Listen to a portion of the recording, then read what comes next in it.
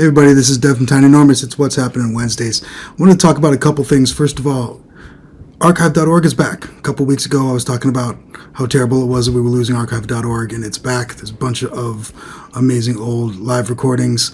The specific live recording I was talking about, Schleho at Calamari's in Erie, Pennsylvania on August 23rd, 1998 is an awesome recording. I was at that show. Link is in the description. Go check it out if you dig instrumental, kind of like jam bandy jazz music. Awesome background music for anything that you're doing. Also this week, Jake Paul versus Mike Tyson fight happened. I guess they fought, if you want to call it that. And I want to say, first off, a couple things. I'm not a Jake Paul fan. I've never seen anything that he's done. I've had a couple episodes or clips from his podcast. Actually, I'm not even sure if it's his podcast or his brother's podcast or both of them. I've had a couple of those sent to me, but it was really about whomever they were interviewing, and I honestly don't remember anything about them. But I am an old school boxing fan. Here's me recording. You've probably seen in the background of a bunch of the videos on this site.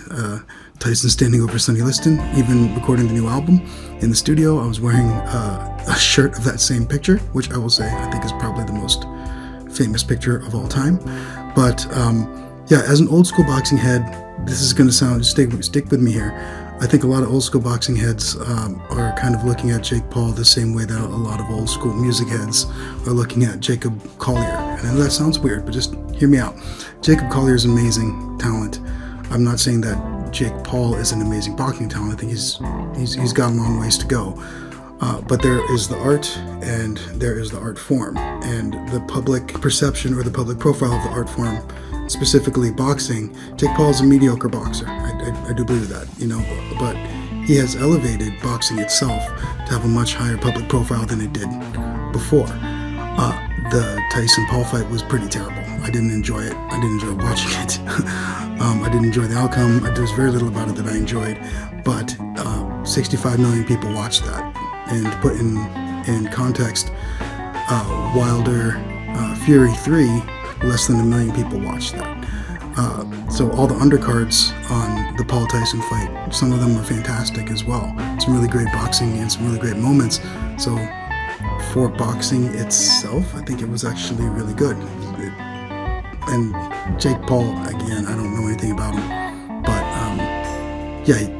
Tyson in his prime would have eaten him alive, which is why he fights Nate Diaz as a boxer, not as an MMA fighter, and Tyson when he's 58. But it also sounds like, at least according to the announcer, that Jake Paul got community and discipline, out of boxing, and that's great. I'm glad that's still around. I'm absolutely a UFC fan, and I'm someone who grew up boxing, or not boxing, loving boxing. My dad would order the Tyson fights and stuff when I was growing up.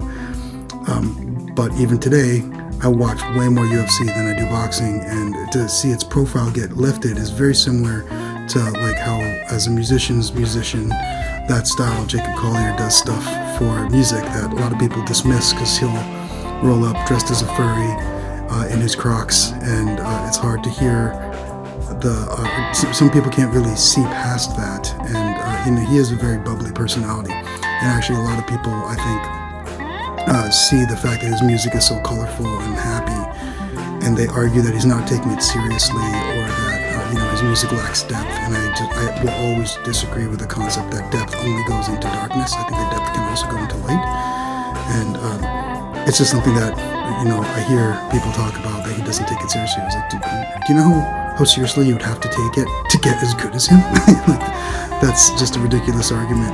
I'm not saying that Jake Paul and Jacob Collier are peers in any way, shape, or form. Actually, they're chronologically peers.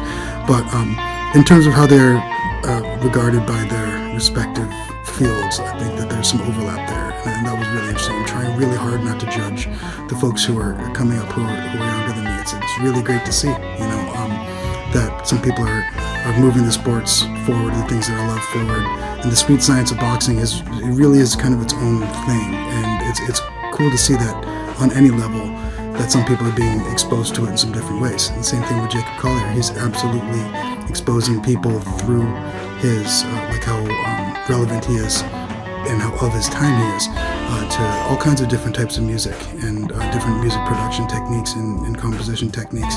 And he's really opening a lot of people up to the concept of music as being more than a commodity, which is something that Spotify, modern streamers kind of moving us towards that direction.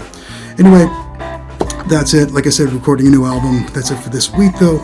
And I'm going to play you out with another preview of a new song that's going to be coming out this weekend. Make sure you like and subscribe so you don't miss out on anything. I'll talk to you soon. Cheers.